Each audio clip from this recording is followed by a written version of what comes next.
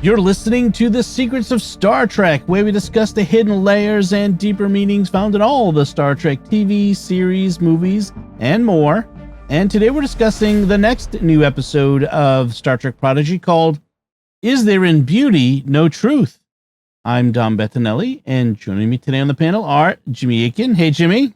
Howdy, Dom. And Father Jason Tyler. Hey, Father. Hello. Be sure to remember to like The Secrets of Star Trek on Facebook, where we're at facebook.com/StarQuestMedia. Retweet us on Twitter, where we're at SQPN, and leave us comments wherever you find us. We love to hear from you. And another show on the StarQuest Network you're sure to enjoy. If you like Secrets of Star Trek, you'll like The Secrets of Doctor Who, which you can find wherever fine podcasts are found, or at sqpn.com/Doctor Who.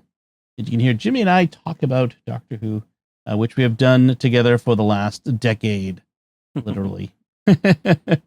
So, well, not every moment of the last decade, but regularly throughout it. I mean, I suppose if you added it up, it could seem like it, but don't listen to it all at once, folks. So, Jimmy, can you give us a recap of what happens in this episode?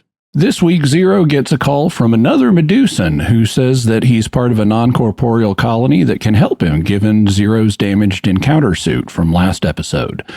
But when the kids get to the colony of non-corporeal life forms, they find out that they all have corpora, that is, bodies.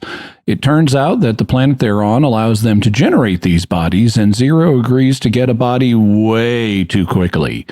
Soon, Zero is frolicking around, enjoying his new senses at the planet's Feast of the Senses, and he's about to run in a race.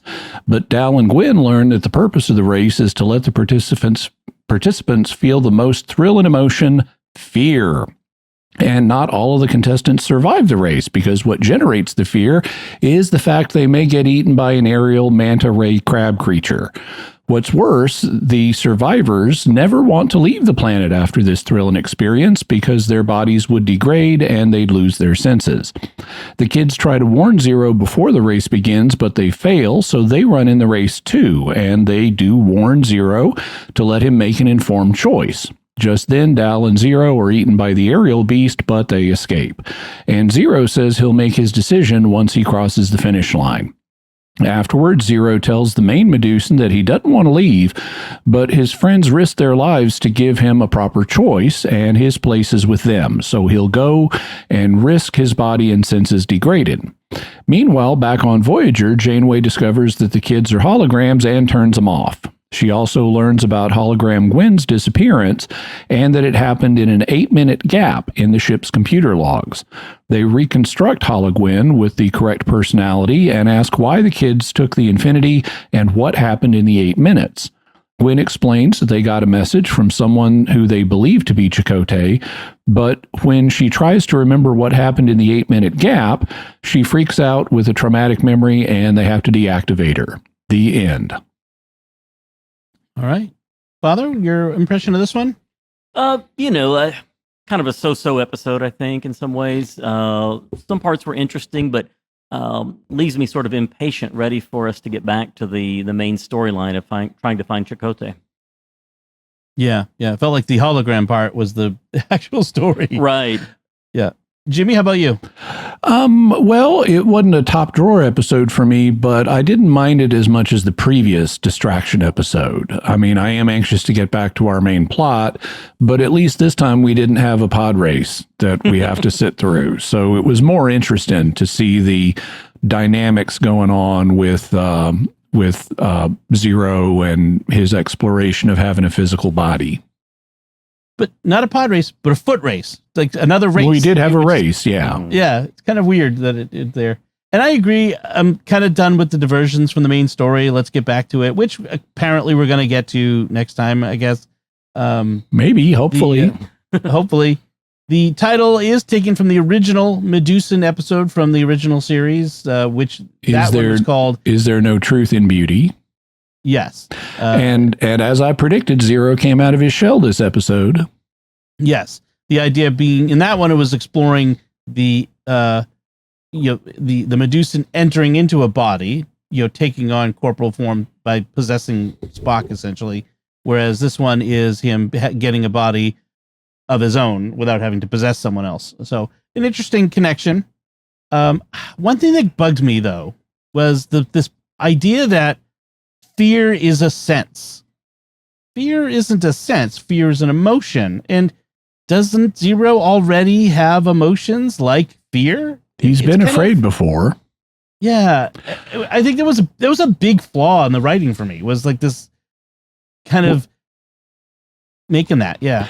Well, for me, the whole idea that Zero is jealous of having human physical senses is itself a writing issue. That's like me being jealous of a dog because it's like, oh, I just so wish I could smell that well, and it's like, no, I'm fine with my own human senses. And Zero should be fine with his own Medusan senses.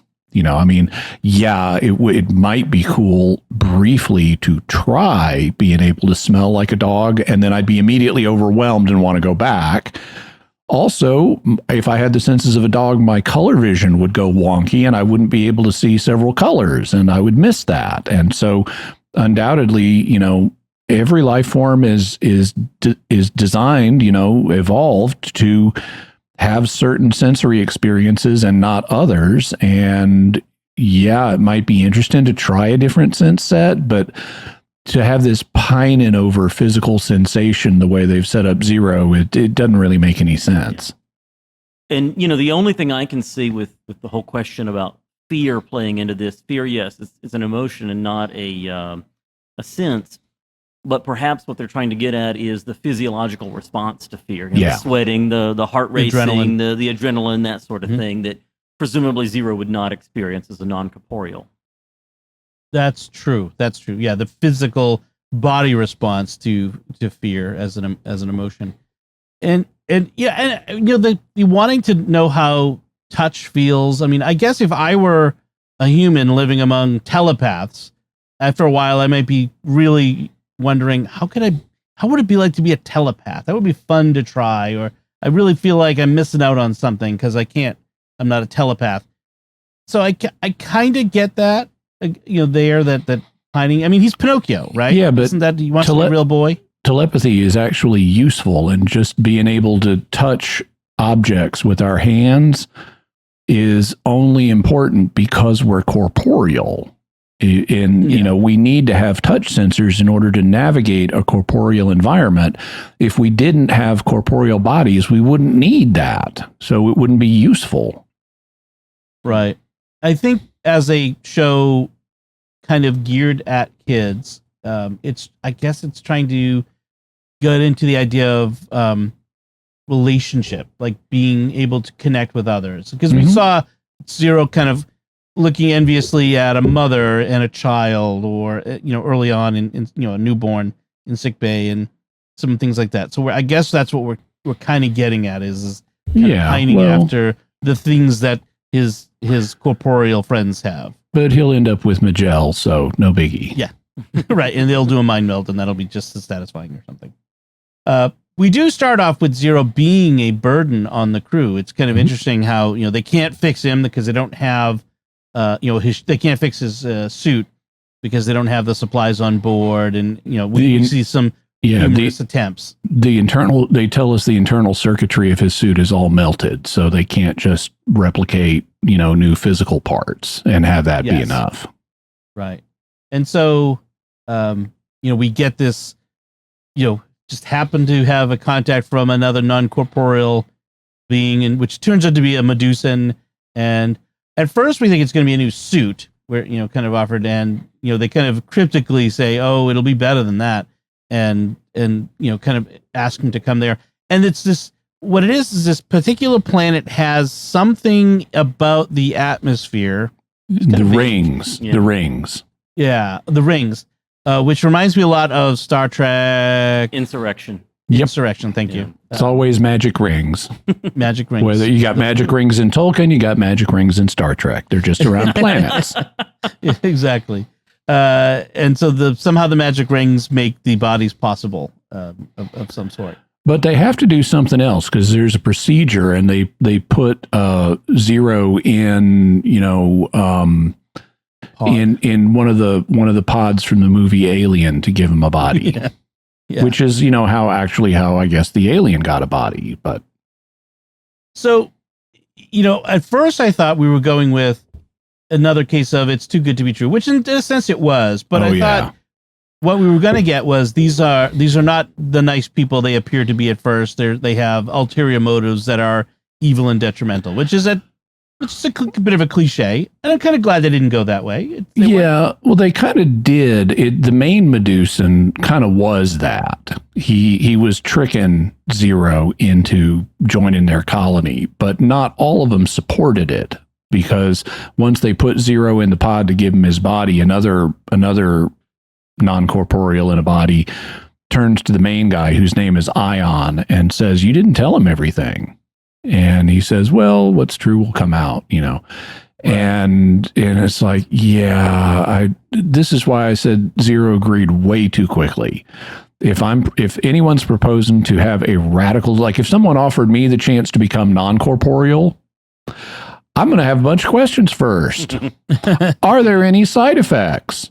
What is this going to do? Is it reversible? I'm going to have all kinds of questions, and Zero didn't ask any of these. He's just like, sign me up for a body.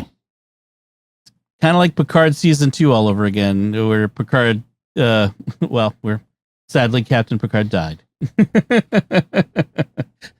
Season 1. Was that season 1? Oh, right. It was season 1. That's right. In any case, he does jump at it quickly. I mean, they kind of put a pin in it because he's been sort of, again, like we said, pining after human or corporeal senses. But so the design had a real Avatar feel to it. I don't know if you guys have seen the Avatar movies, but they, like, the whole thing kind of had like the tall, willowy, strange color, green instead of blue. Yeah.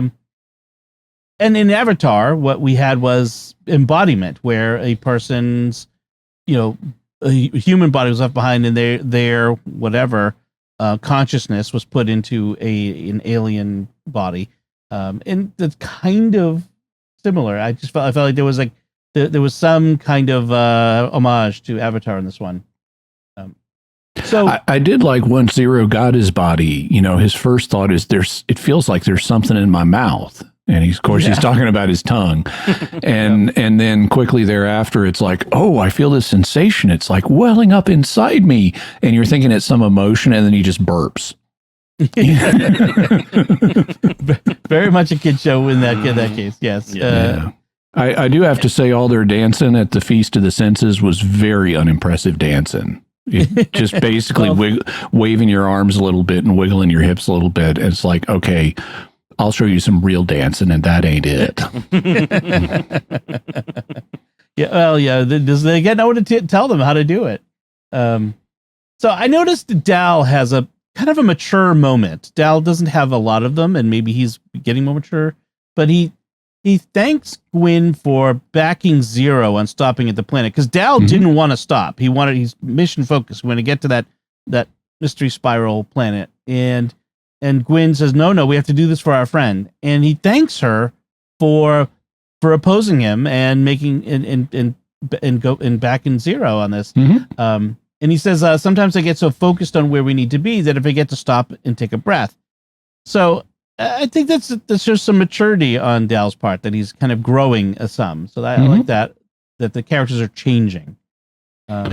I like that at the feast, the other kids get to participate, and Dal is really keen on this drink he's drinking. He just loves it.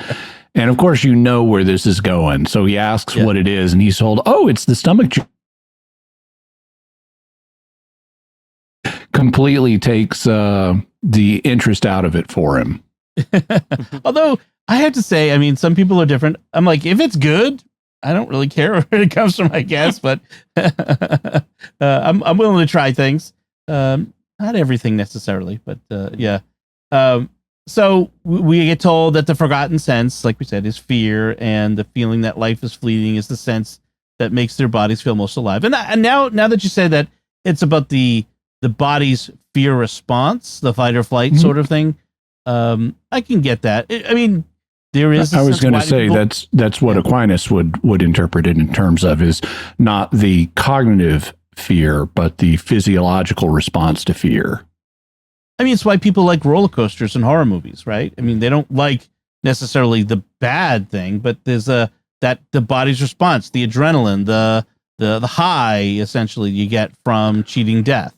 So. Yeah, but you really need informed consent if there's a chance you're not going to survive the race you've just entered. Right. Yeah, there is that. This is they take it a little too far, and I guess as people who are generally non-corporeal, they must, they don't understand in your life. Now that would have been fascinating if they'd done that. That would have added a whole new texture to this. If they'd say, "Oh yeah, and if you get eaten by the manta ray crab flying thing, then we'll just get you a new body." That would make this much more interesting and consistent with what they've been doing. But they don't go that way. Would there be as much fear? Because presumably they die if they get eaten. Yeah. Well, presumably the way they present it, yeah, they would die. But since they're non-corporeal and these are artificial bodies, if you can have one, in principle, you could have another. So that would be a legitimate, kind of obvious writing choice for them if they wanted to go that way, especially for a kid's show. Yeah. And they could say, yeah, you won't feel as much fear as if you could really die, but no one's actually going to die in this. And isn't it weird that they're okay with the people dying? I mean, it felt kind of a little weird that that it was, they're high on their senses. Yeah, I mean, it really kind of comes across that way, that they're almost like sense addicts in that idea. Just even the way that they get all excited about it. Yeah. By the way, that manta ray crab thing is not much of a threat. I mean, it's got this big interior space and it doesn't have lips that close. So it's really easy to get in and out of it. No teeth. Yeah. Why doesn't everybody get swallowed end up just jumping out like they did? Yeah. So, in the end, we get the other shoe that drops for Zero, which he realizes, it's like Hotel California. You can check out, but you can never leave, in the sense of you can't take the body with you when you go. Well, you sort of can. I mean, he said apparently Zero is going to have a body now for at least some episodes. Mm-hmm. He talks about my body and senses may fade, or this could be the beginning of something totally new. Mm-hmm. So he may have this body permanently. I mean, do we still have the broken encounter suit that he could go back into? I think so. I would hope so, because if he can't, then he's going to drive the entire crew insane pretty quickly. And go ahead, Father. Once they get back to Voyager, they'd be able to get a new suit for him there. They can't do it on Infinity, but once they get back to Voyager, that would probably be possible. Yeah. So one thing they could do, since we now have two compromised members of the kid crew, they could fix Gwen's problem at any time just to be replaced by Zero's problem. Yeah. Yeah, that's true. One thing that I found notable in this episode that is, I guess it's because it's a Zero-focused episode, is they were just relentlessly them and Zero throughout this, because technically he doesn't have a gender. Right. But he presents as a male, and it's natural for, I mean, we've been calling him this entire show. I just did without even thinking about it. But they really were referring to Zero as them a whole bunch. Right. And I mean, whereas we have a perfectly good neuter pronoun in English, it. Yes. Yeah. It feels like a bit of agenda. Right. And that's what I was thinking too early on when I started, hearing all the they and the them. I thought, well, I don't remember that happening in previous episodes, but maybe I just missed it. But then also, I think in many ways this was setting up to try to be let's have some sympathy for, people who identify as trans, or we would say, deal with gender dysphoria. But I thought it was interesting that really the story shows not just let's be sympathetic, but it also shows here are some problems that can happen, when we rush in, say, to operate too quickly. Because, they operate on Zero, giving Zero a body, which was something Zero thought he always wanted. But it turns out that body only satisfies in the short term. It has a lot of long-term problems. And the people who operated on him were withholding some of the very important information that was needed. Dude, you just made this episode so much more interesting. and it parallels too. There are people who have they call them detransitioners, people who had some of the surgical things happen because they identified as the opposite gender, and then later on regretted it. They call them detransitioners, and often they say they didn't have all the information. Stuff was withheld. They didn't realize, what was happening. And part of me wonders if the writers almost accidentally made a good point here, because it's hard for me to imagine they were intentionally trying to do that. Yeah, I suspect they weren't intentionally trying to do it, but it's interesting that that they end up writing that anyway. I think it's somewhat similar to Ron Moore's Battlestar Galactica, where you have, Caprica was this very liberal, decadent civilization. And so, and they're supremely confident of their liberalism. And then the disaster happens. And every week you get to watch this bunch of liberals getting mugged by reality. It's like, we need to start having babies now. Abortion is banned. And there's something, I think it was a little more conscious in Ron Moore's case than it would be in this case. But there's an interesting metaphorical interpretation there that holds together. When you start taking things out of their context of the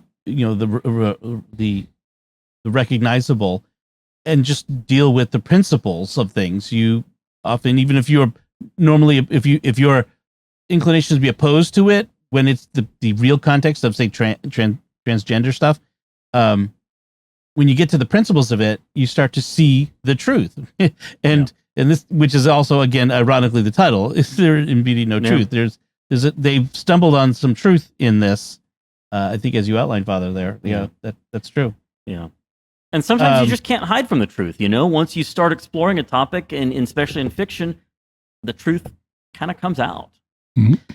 And we see how his friends, they risk their lives so that Zero would know the truth about the choice that he was making, or at least know that there was a choice he was making that was a danger to him, which is also another important thing. Is we've got to risk ourselves to tell other people the truth. And that's something else I liked about how they handled this was Gwen tells him, she's the one to actually deliver the news, or the principal person to deliver the news. And she says, I'm not telling you what choice you should make, but you need this information in order to make this choice. And I like that they didn't try to make the choice for him and just say, this is horrible, we're leaving, I also like the balance at the end that Zero struck of, yes, I do want to stay, but my friends risked their own lives for me, and my place is with them, at least for now. Feelings are trumped by duty in this case. That while my feelings are important, my senses are important. My duty to others, my obligation is a higher call. And I like that. That is a message that especially young kids need to hear more often. That's for sure. But all of us, I think, it's something that's often lost these days. That sometimes your feelings trump all. Not in this. Not really. Duty trumps feelings. So we haven't addressed the hologram situation back on Voyager yet. So we can do that now. So it's Majel who brings the holograms to Janeway's attention, which is interesting. It's funny. She's the only one who notices that they're acting very bizarre, which is kind of hard to believe that no one would have noticed the really weird behaviors. I think the others noticed. They just didn't notice. They weren't paying too much attention to them as adults with other responsibilities. Yeah.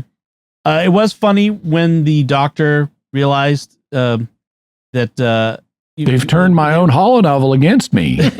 Oh no! I love mysteries. It reminds me of your holonovel. Oh, which part? When Rodrigo creates holoduplicates of himself to evade detection. Oh no!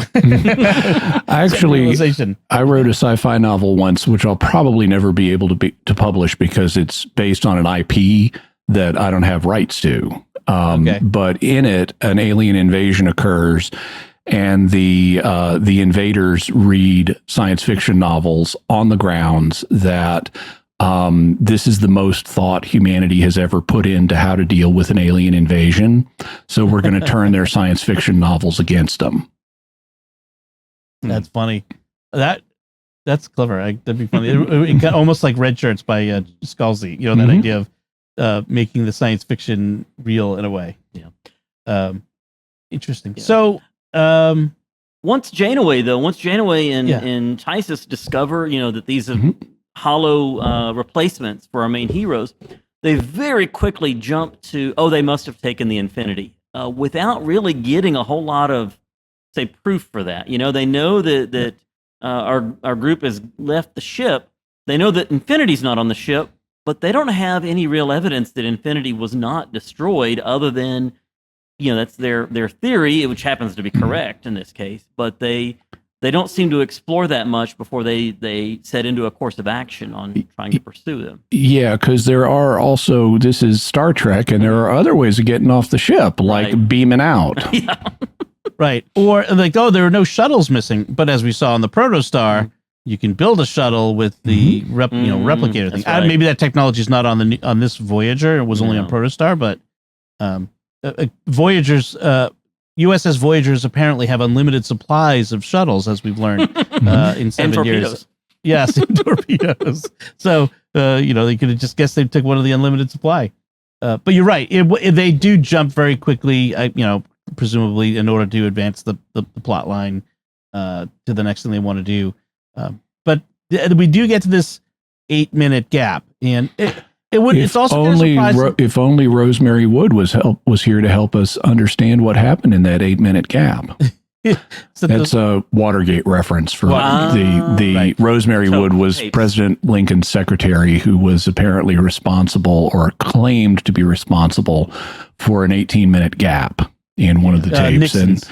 In Nixon's, yeah. And it later turned out it was physically impossible for her to have been responsible. That's right. Yeah. Yes. Yeah. Nixon erased the tapes.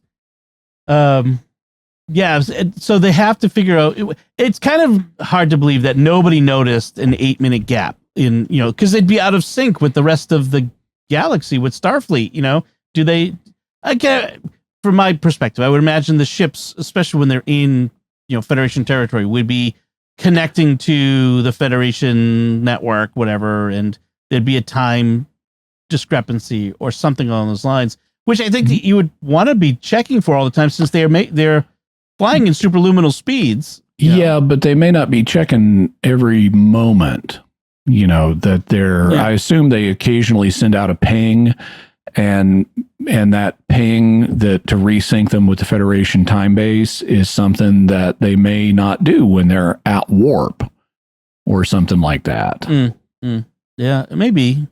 It's a minor thing. I mean, I can wave my hand at it and be okay. But it is interesting that it reminds me a lot of when Daniels would show up on Enterprise 01, NX-01, back in the series Enterprise, that they could stop time and do some interesting things like that. So I wonder if this is it the Von Lacat, or is it now somebody else? Well, whenever, because you know what they say, whenever there's missing time, there's an alien abduction. So right. It does bring up how that voice in the orb was telling Janeway, when they were at the wormhole, warning her and that sort of thing. Something is able to do all that.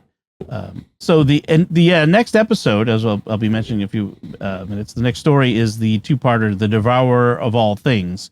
So my guess is, because it's a 2-parter, we are actually getting back to the main line, storyline. So that will be we'll be covering that 2-parter in one episode, just so people know that. Father, any other notes on this episode though?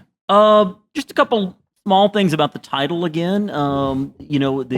As you said, it's a callback to the original series episode, Is There in Truth No Beauty? But now in this one, is there in beauty no truth? And of course, again, with truth being withheld as part of making Zero beautiful in some way by having a body. And then even the original series title comes from a line from a George Herbert poem from the 17th century, and also connects back to the philosophical, the transcendentals, the good, the true, and the beautiful, and the connection there. Oh, sorry, that was the good, the bad, and the ugly. You need to whistle it. So, thank you, Jimmy. Any other notes on this one? Nope. All right, so that should do it for this time. We do want to take a moment now to thank our patrons who make it possible for us to create The Secrets of Star Trek, including John S., Rebecca S., Gabe S., James S., and Joel L., not S. Their generous donations at sqpn.com/give make it possible for us to continue The Secrets of Star Trek and all the shows at StarQuest. And you can join them by visiting sqpn.com/give. This StarQuest show is also brought to you by Exodus 90 and the Exodus 90 app, a daily companion to help you grow closer to God and to become the man you want to be. This summer, join the Enthronement to the Sacred Heart, the Exodus 90 Summer Book Club, and St. Michael's Lent, beginning August 15th and leading up to the Feast of St. Michael the Archangel on September 29th. Go to exodus90.com/SQPN for a 14-day free trial to the Exodus 90 app and to learn more about St. Michael's Lent. That's exodus90.com/SQPN to join us for St. Michael's Lent starting August 15th. So that's it from us this time. What did you think of Is There in Beauty No Truth? Let us know by commenting on the show at sqpn.com/trek, our Facebook page at facebook.com/StarQuestMedia, send an email to trek@sqpn.com, or visit our Discord community at sqpn.com/Discord. And of course, you can watch us on The Secrets of Star Trek on our YouTube channel at youtube.com/StarQuestMedia, where you should like, comment, and subscribe. We'll be back next time, as I said, when we'll be discussing the two-parter, The Devourer of All Things. Until then, Jimmy Akin, thank you for joining me and sharing The Secrets of Star Trek. So is this like an Ouroboros? Does the devourer of all things devour itself? Does it eat its own tail? We'll live long and prosper. Deep thoughts. Father Jason Tyler, thank you as well. Thank you, Dom. And once again, I'm Dom Bettinelli. Thank you for listening to The Secrets of Star Trek on StarQuest. And remember, ample sound, pungent bouquet. Jenkins' review of Belch. Bunch of nobodies. But that was my other possibility. Sounds like a bunch of nobodies.